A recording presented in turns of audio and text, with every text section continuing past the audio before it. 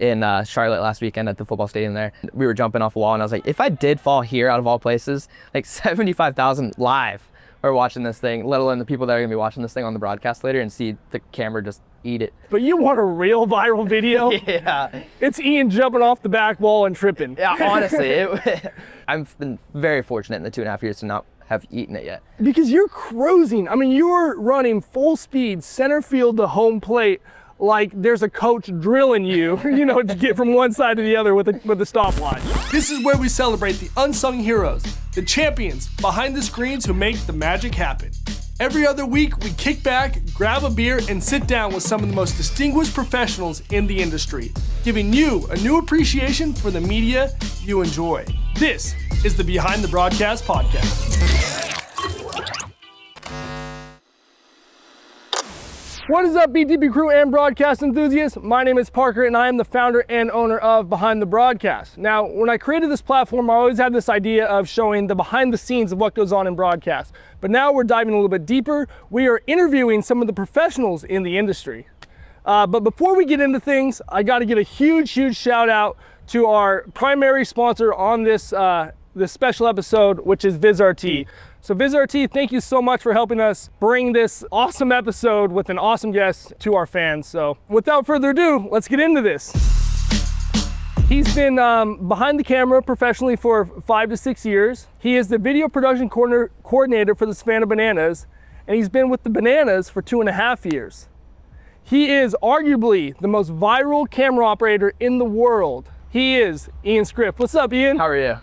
Good, man. Thanks for having me on. I appreciate it. And most viral camera operator in the world is crazy, but I appreciate it. Dude, I think it's very possible though. I don't know, maybe. It's weird. Numbers don't relate to people in my head really that often. So sometimes when a video does well, it's just like, I just did well. No, I can understand that. Yeah, sometimes too, like when I see some of these million views videos, you're like, people are like, oh, you're popular, but you're really not that popular. It's just creating videos for people online that want to see them, Yeah, exactly. So, do you kind of remember how our journey started, or how Yeah, our relationship? Yeah, our relationship. I think back in 2023, we did the first Maceo walk-up that did numbers. Maceo is our first base coach.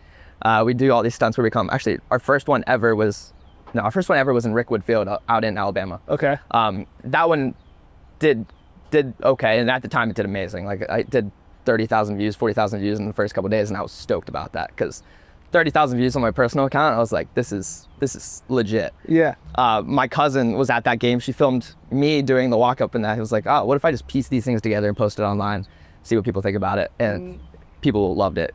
I really thought people loved it when I saw 40,000. Yeah, no way. I didn't know that's kind of how that whole idea started. I thought maybe you kind of like pre-produced that, where you told, hey, let's kind of do a split screen, and you're gonna get me coming down the steps, and then we'll piece it with the actual footage. So that's pretty cool. Yeah, all my cousin. Shout out to my cousin. And I still to this day, every time I see her, I'm like, you're the one that filmed that first video that did numbers. And then the Bananas probably saw it and they're like, wow, That for sure. That for sure probably got them a lot of looks in the beginning of Bananas. Yeah, and then we had a game here. The first one that really did well, we came down these bleachers right here, and that's the one that you guys ended up picking up. Oh, it is. Was that video, but we did that one where we jumped over the bleachers here. It was right there, Right there. There's this little bullpen bench that everyone in the comments talked about how we jumped over it. Yeah. And I think the jumping over the wall is obviously what sent the video the numbers that it did.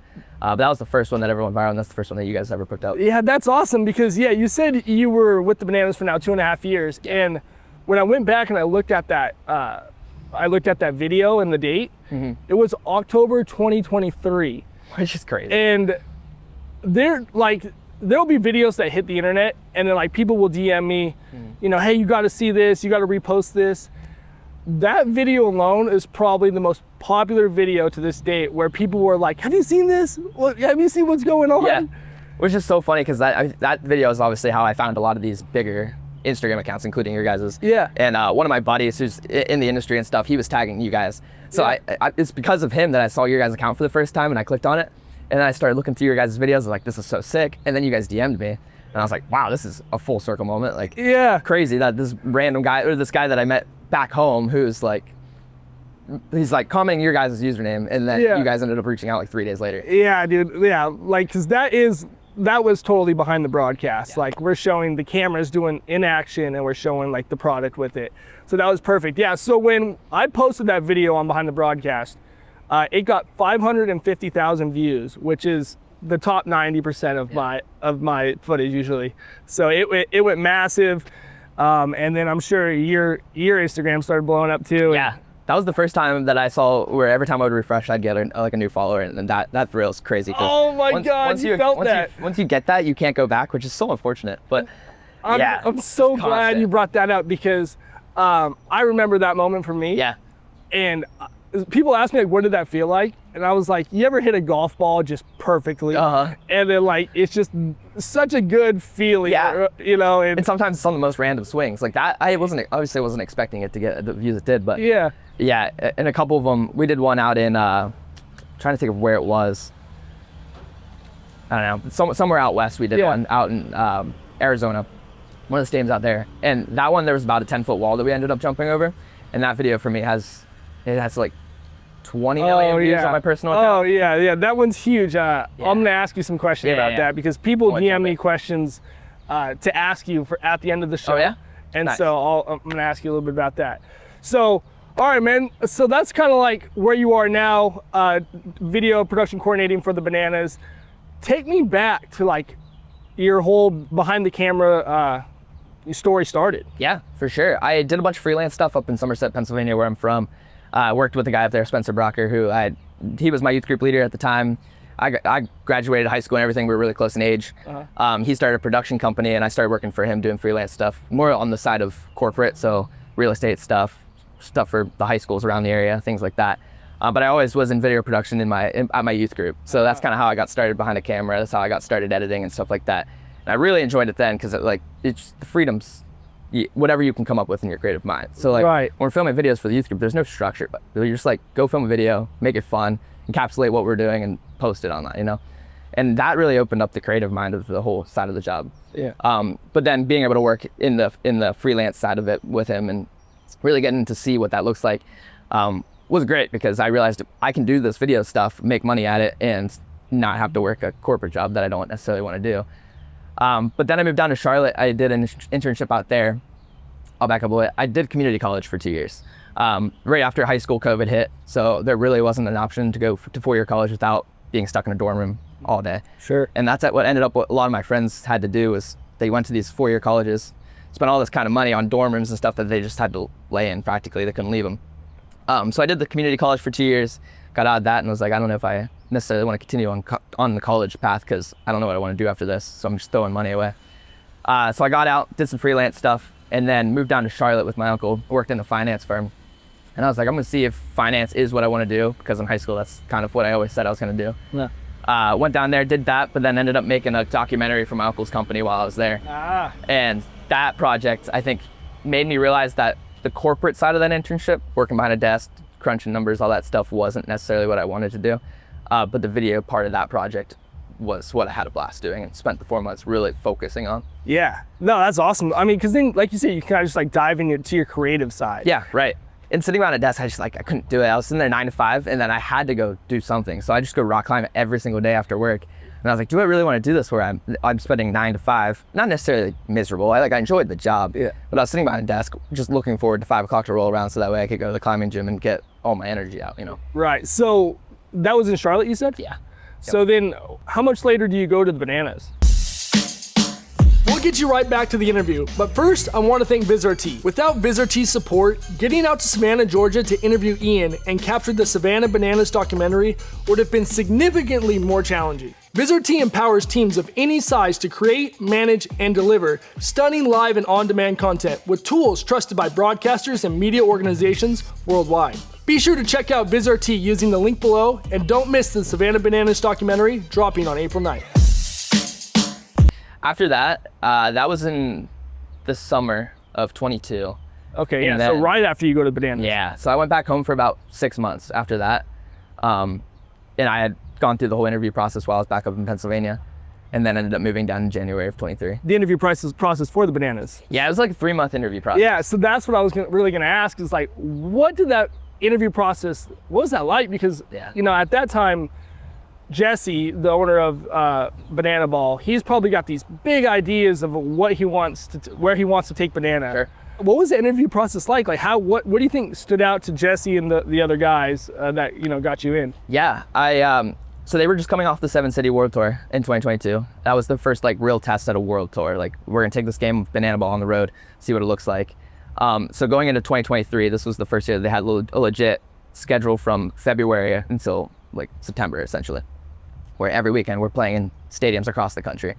So it was a real big test, and it was something like I was stoked to be a part of, because that was our first real big tour. I was here to experience that and stuff like that.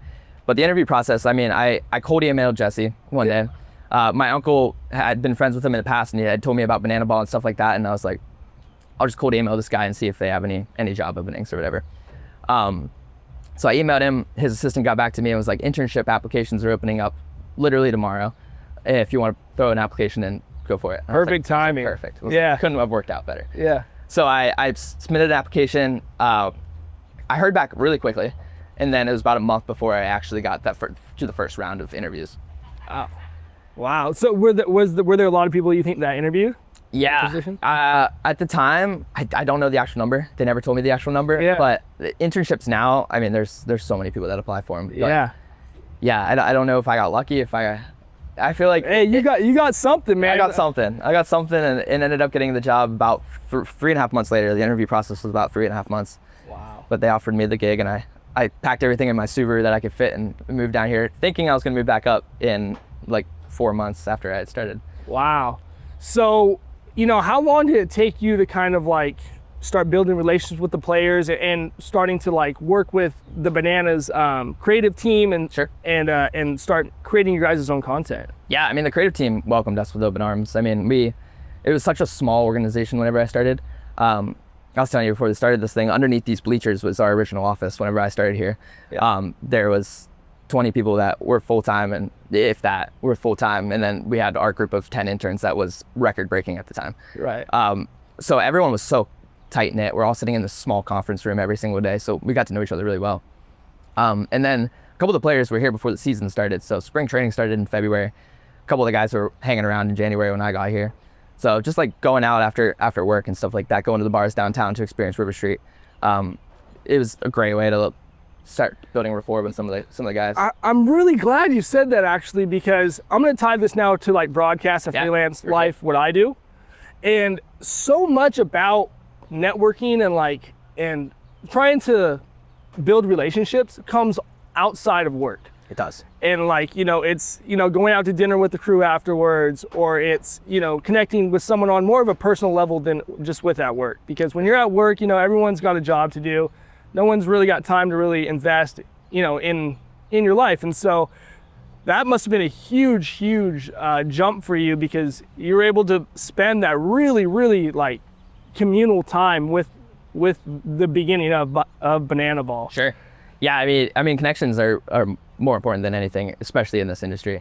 I have people ask me all the time, like, how do you get to your job? And I'm like, there's no blueprint to get a job in this industry. Like, there's no right answer to that question. And you can't just go to college, take XYZ classes and expect to have a job at the end of the day. It is who you know and building relationships at the end of the day. Totally. And it's, you know, it's taking advantage of the opportunities too. You know, opportunity is going to present itself. You know, you throw your name out there, you jump on it, and you make the best of it. And that's what you did, man. So kudos to you. So what's it like, you know, working with some of these players? Like, they're like, obviously the Banana players are massive personalities. Sure. So are there egos involved? Are they all like really cool? What's that like? No, they're all really cool. I mean, in Banana Ball, it's interesting because egos have to go out the door, essentially. If you come in here like, I'm not going to be the dancer, I'm not going to do all the fun fan interaction, things like that, it just doesn't work. It's all part of the gig, and everyone knows that. So whenever we're asking them to do these crazy walk-ups and stuff like that, it's a mutual respect where we're doing our jobs. We're going to make sure that there's people in these seats at the end of the day, and then you get to come out here, play Banana Ball, enjoy the game, and also really enjoy these walk-ups. A lot of these guys really enjoy the walk-ups that they're doing because it's so abnormal from regular baseball. I mean, it's abnormal from anything in a stadium, really. So I've been watching Banana Ball. I've been following it for the last couple months, but I'm not super privy to in it. how often do the walkouts happen? Does each player get their own walkout? How is that like decided? Yeah, so every batter has their walk-up song, just like baseball. But there's typically 2 really produced walk-ups for each team, each game. So there's only 2 each game? Yeah, 2 big ones. Okay, because I was wondering, like, are they doing walk-ups like every inning? I'm like, that must we spend a lot of time, like, we carefully create them whenever we decide which one. So we have these OTT sessions where we decide exactly what we're going to do in the shows. And then we're here at, I'd say 11 before game days, 10, 11 before game days, and we're running through every walk-up before the game starts. So we have like an hour rehearsal block with each team. We run celebrations. We block those out. If they score, that's whenever we do these run celebrations. The walk-ups, where we want to come from. Do we want to interact with fans? Do we want to come down, jump off a wall like we do with Maceo? Yeah. We spend all that time during rehearsals trying to figure out exactly what we want this to look like. Yeah. If you guys are watching right now, you got to go on his channel, Schrift _, and there's an awesome video of you working with, I think probably Maceo. Yeah.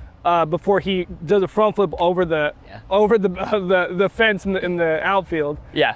That was a really cool video, and yeah, you got to go check that out. It kind of just shows all the all the work that goes on before to make all this really cool stuff happen. Sure, and I mean it's part of it's honestly my favorite part of the job is like rehearsing it, seeing what we want it to look like, things like that before the fans get in the stadium, because that's the time where you can just like take a breath, especially with the Maceo ones, because it's typically just him and I. There's no one else there, and we just look at this thing from the eyes of a fan and be like, what would these people find interesting? Yeah. If we jump off this wall, are people going to be like, whoa, how do you jump off that wall? Or if we come down these specific bleachers, are these fans going to be stoked?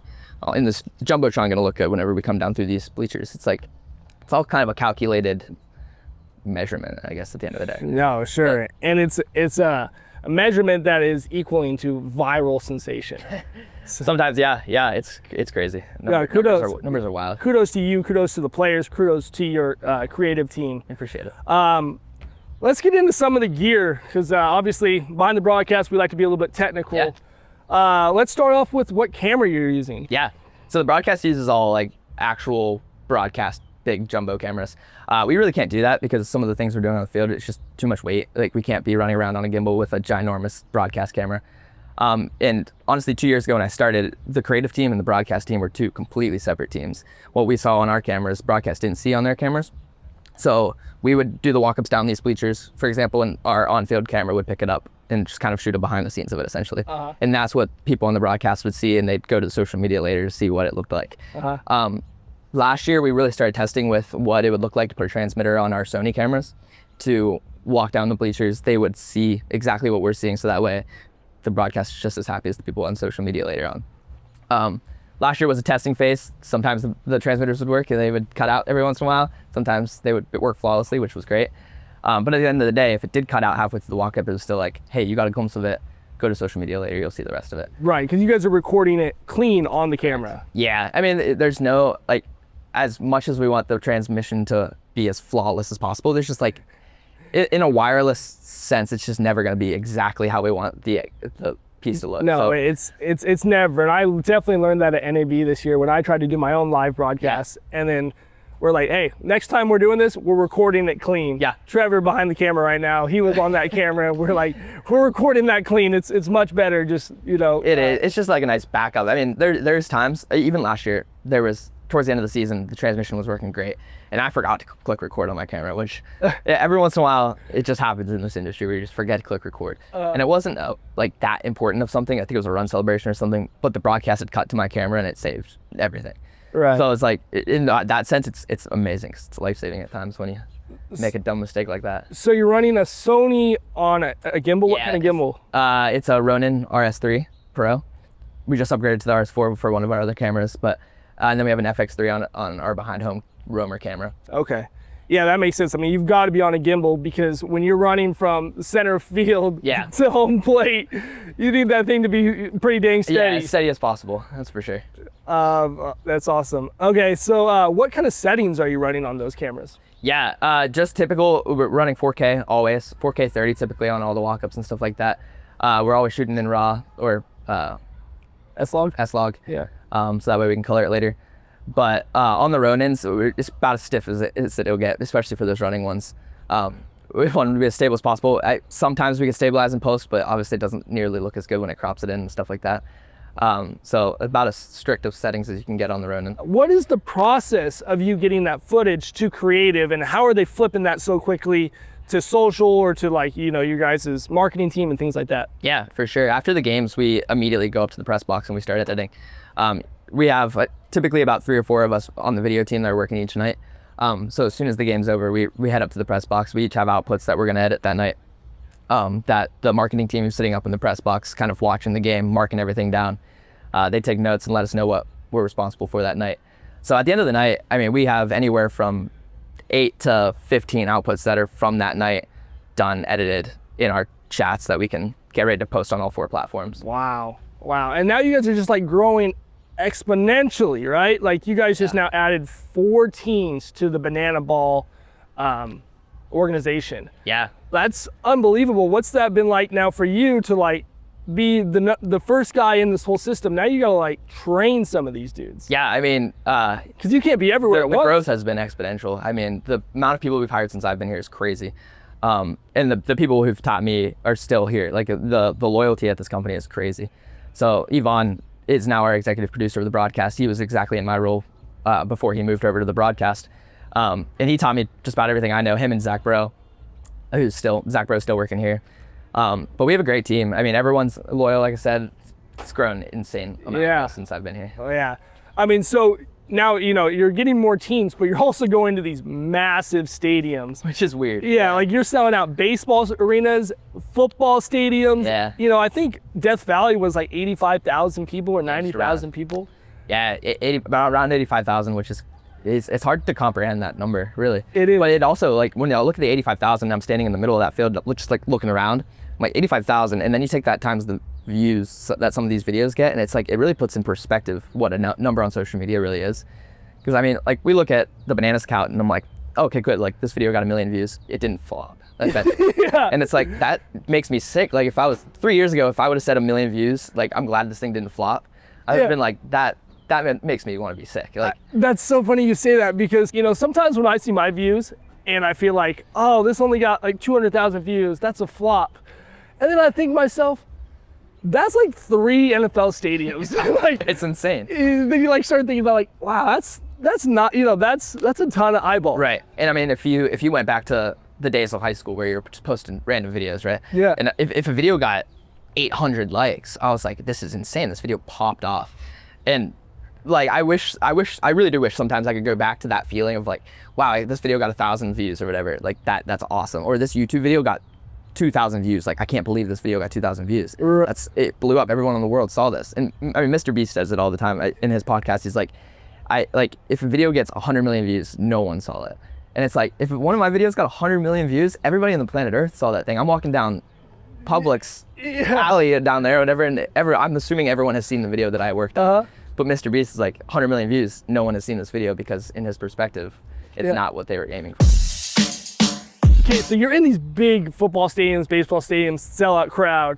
When you're down on the field, do you get nervous? Is there like eyeballs are all on you, or do you just kind of become a part of the show and, you know, everything kind of just becomes a blur? Yeah, pretty much a part of the show. I mean, when I first started, it definitely was. My first game was my first game was down in West Palm Beach, and that stadium held about 10,000. And I remember standing on that field being like, wow, there's a lot of people here. Because, I mean, I've played on fields in high school that were about that same size, and it's like family and friends are up there. Yeah. And there's so many empty seats. It's just like, oh, this is sick. Yeah. Even back then, I was like, this is so sick. We're in this stadium right now playing in front of 100, 200 people. And now it's like, those stadiums are jam-packed, and at first it took a little getting used to, but now it's just, you got to be a part of the show. You got to be thinking about the walk-ups and stuff from that night. Right. Yeah, now it's just kind of like, it's just another day, right? It's another day at work. I'm kind of the same way, where like, when I first started doing Monday Night Football and getting on these really big broadcasts, I used to definitely get like nervous and be looking in the crowd. And now I'm like, all right, just another day I'm in front of, you know, or I'm doing Monday Night Football in front of like this massive NFL stadium crowd. And it's just, you just go about your day. Everything kind of just becomes, you know, on the outside of the blur, and you just do your job. Right. We were in Charlotte last weekend at the football stadium there, and Maceo and I had one of those walk-ups, and we were jumping off a wall, and I was like, if I did fall here out of all places, like 75,000 live are watching this thing, let alone the people that are gonna be watching this thing on the broadcast later and see the camera just eat it. Marketing, don't get any ideas. Or creative, don't get any ideas, but you want a real viral video? Yeah. It's Ian jumping off the back wall and tripping. Yeah, honestly, Actually, that brings up a good point. Eventually it's gonna happen. I've been very fortunate in the 2.5 years to not have eaten it yet. And I know it's coming at one point, and it's gonna humble me. Because you're cruising. I mean, you're running full speed, center field to home plate, like there's a coach drilling you, you know, to get from one side to the other with a stopwatch. Yeah, the adrenaline takes over, and you just have to like just watch the video on the frame and just. And you're holding the camera. You're watching the player. You're doing circles around the player. It's amazing. I think that's what Banana Ball did really, really well when they hired you. Is just they found someone that's coordinated. They found someone that gets it, you know, and look what you've been able to do with the whole organization. So yeah. I've got a couple more questions kind of to end the show. Yeah, for sure. But that kind of wraps up our segment of just, you know, getting to know you, getting to know your story. Definitely. These products will simplify how you broadcast live events, and any level of production can use them. Newly launched TriCaster Mini S and TriCaster Vision by Vizrt. Zoom in on this. Let's say I'm a production company that broadcasts my own live events, such as a high school sports program, church production, or even a corporate company. TriCaster allows you to combine all your audio, video, graphics, recording, streaming, and more under one machine. But that's not the best part, because we're talking TriCaster Mini S and TriCaster Vision. Built with NDI at its core, Mini S offers powerful 4K P60 quality, and it's software-based. This means you can load it onto your pre-existing qualified hardware. With it comes a robust support system with guaranteed updates the moment they are released. This is going to make TriCaster much more affordable and widely utilized, especially if you have pre-existing hardware or own a high-processing gaming computer. I'm talking to you, gaming streamers. If you're an experienced TriCaster user and looking for the next big thing, it's Vision. The hardware is customizable with various configurations, and the software has been completely redesigned. It still feels like a TriCaster, making for an easy transition. However, it's new and offers features that no TriCaster has provided before. Vizrt just offered solutions to all level of productions. Try out Mini S, and hopefully one day you'll need Vision. To learn more, go to vizrt.com. So this is are the favorite places you visited? Visited. All of them. So we can talk about the stadiums you've been to in the last 2 years, and then maybe go outside of like the stadiums. Have you been able to like enjoy, you know, some of these cities that they're traveling you to? Yeah, I think Clemson this year, I mean, 81,000 people is insane, but that show went perfect. Like the Banana Ball was awesome. The gameplay was great, and we got every run celebration that night. We got every walk up perfect that night. And that one had high stakes. It was the first time we'd ever taken a stadium, like played in a stadium that large, other than we played in one NFL stadium before that, but this was like the one that people had eyes on. Yeah. It was like, the Bananas are either gonna fail this weekend or they're gonna succeed, and it's gonna be a win story. You know, I love, dude, Jesse is one of my favorite people to follow on social. I think he's so inspirational. You know, he's just such a big dreamer, and he makes it happen. And I could really tell during that Clemson week that like he was not only pushing social media hard, but he was just wanting to make sure every single thing was, you know, was checked off the list. Yeah.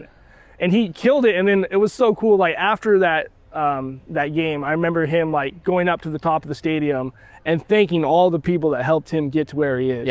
I went back all the way from when I was in college to my coaches, to people that gave me a chance in Gastonia, to authors, to family members, even the mayor of Mobile, Alabama, who gave us our first opportunity. I sent a video to him because that, you know, gives me the power and the strength to feel like that we can do anything. Yeah.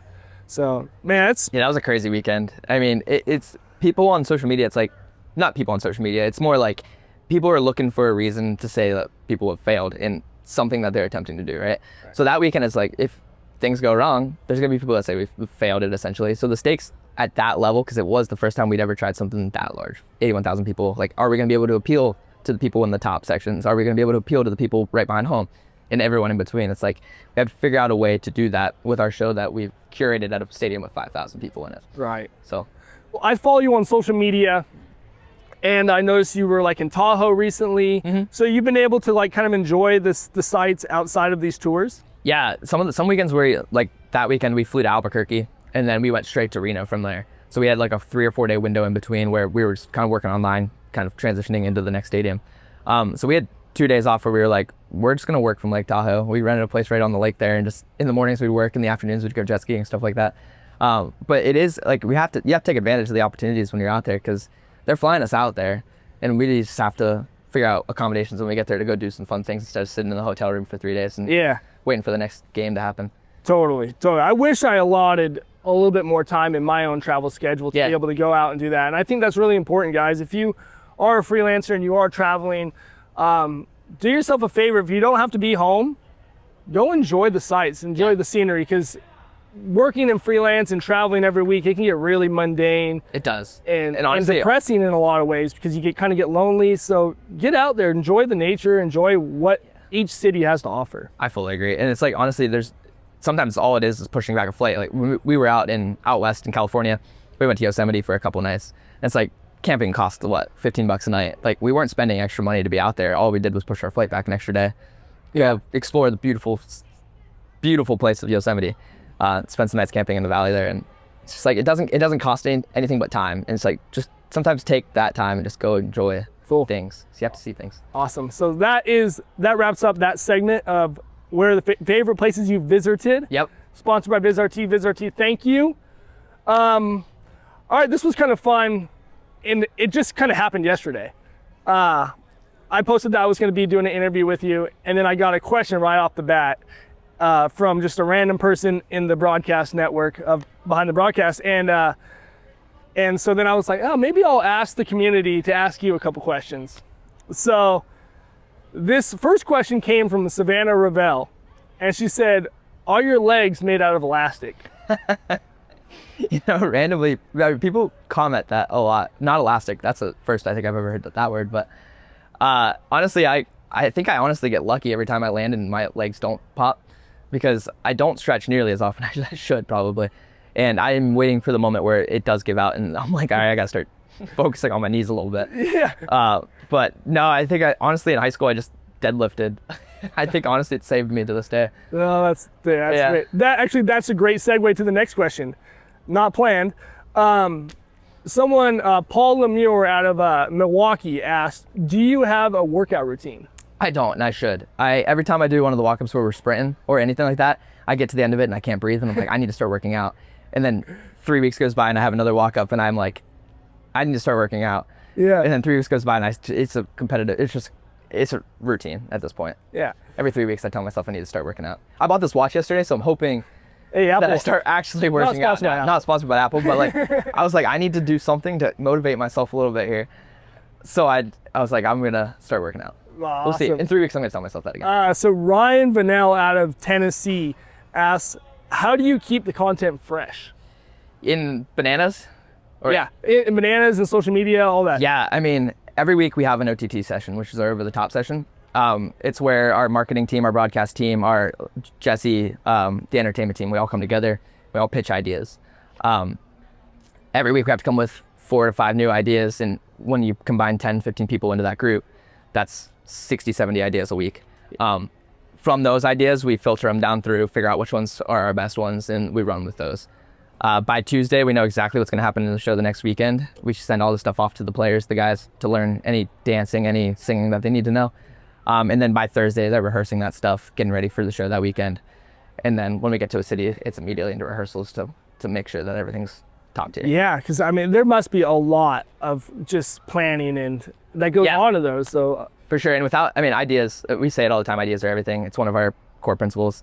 But ideas are literally everything. Without the ideas, you just slowly flow into the abyss. And you guys are literally the best. I think probably in the world, your marketing and creative team at, coming up with new ideas and creating viral moments and creating reasons why people should watch. I will say, like, here we have no red tape too, which I think is a massive reason why we can do, it's a massive reason that we succeed online, because it's very different than I'm so glad you brought that up, actually, because one of the biggest things that I have issues with, not issues, but I have trouble with Behind the Broadcast is gaining access. Sure. because every show that I work, I'm hired to be Parker the fiber tech, right? Or Parker the cameraman. So I can't really bring behind the broadcast into that realm. I'm not hired for that, right? Right. And so I've always been trying to cross that red tape where, you know, talking to production or talking to different leagues, MLB, NFL, NHL, and it's really, really hard to get all of the access and the rights because there's just so much involved in that. And so when I saw a video of you, you know, I immediately thought, oh my God, this is finally maybe a chance to be able to get inside the ropes and show the behind the scenes, because everything is owned by Banana Ball. Jesse is, you know, the ringleader of it all. You guys don't have outside, you know, agreements, things like that, that where all your content is just locked up. Yeah. And so, you know, here we are, man. Like you helped me connect to Banana Ball, and now at this moment, we'll have produced a full 45-minute documentary on the behind the scenes of the people that make Banana Ball possible. So all the crew, the directors, the camera operators, the utilities, the runners, everyone that makes it possible. And so, guys, if you're watching this interview right now, be sure to go watch the documentary, The Real Reason Why We Are Here, because that is going to be fantastic. We have an awesome crew of 4 people, including myself. And right after this interview with you, we're going to go start capturing all the B-roll, all the interviews, and it's going to be That's awesome. Freaking awesome. I can't wait to see it. I'm pumped for that to pop up on my feed, and I can't wait to watch it. Heck yeah. All right, last question from Down Under, Australia. Whoa. Where did that question go? Oh, how long do you rehearse a walkout with the players before the game? You know, when you do the OTTs. For sure. It depends on the walk-up, but we have allotted like about an hour with the whole team to do any last-minute rehearsals. Typically, if it's a really big walk-up where the entire team's involved, it can take anywhere from 30 to 45 minutes. We just did one last weekend in Grand Rapids that we spent 30 minutes of our 45-minute slot, just one walk-up. Just make sure this thing's perfect because this is our big moment of the night. And leading up to that, I mean, the guys get the stuff 2 to 3 days in advance, so they're practicing on their own. If I'm around on the Wednesday, whenever they're over here kind of getting that first look at things, I'll come over here and run it through them with it a couple times. And then right before the show at VIB for the Bananas, VIP for the Party Animals, we'll run through everything one last time. Just be like, make sure it's fresh, give the VIP people a little like first glimpse, this is what you're gonna see tonight kind of deal.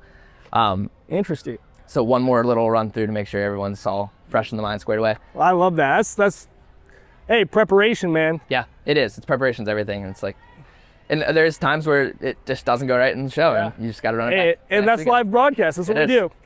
All right, that wraps up our questions from around the network. So, last one for you, man. Last segment. It's called Beyond the Bananas. Where do you see yourself in 5 years from now? Are you still with the Bananas? You know, what's going on with that? Yeah, that's the hardest question ever, I think, for anybody. But 5 years ago, if you would have told me I was here, I would have told you you were lying. I mean, the stuff that's happened in my life over the past 5 years has been crazy.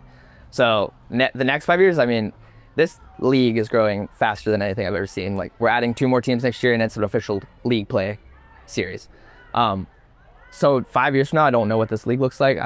No one knows what this league looks like. Jesse doesn't know what this league looks like in 5 years. It's going to be different than what we expect it to be. So I'm going to ride this wave for as long as I can, as long as it makes sense to ride. And then whatever's next, God has a plan. Senior management, God does have a plan, man. That's awesome. Well, guys, that wraps up this interview with viral sensation Ian Schrift. Ian, I can't express my gratitude enough for you for coming on this podcast and doing this interview. You know, I rocked with you since day one, and now you're helping me continue my goals and dreams. So, of course, I appreciate this, guys. You know, we're going to continue bringing this kind of content to you. Ian, thanks again. Hey, thanks for having me. And that's a wrap with the Savannah Bananas and Ian Schrift on this podcast. Be sure to check out Vizrt using the link below, and don't miss the Savannah Bananas documentary dropping on April 9th.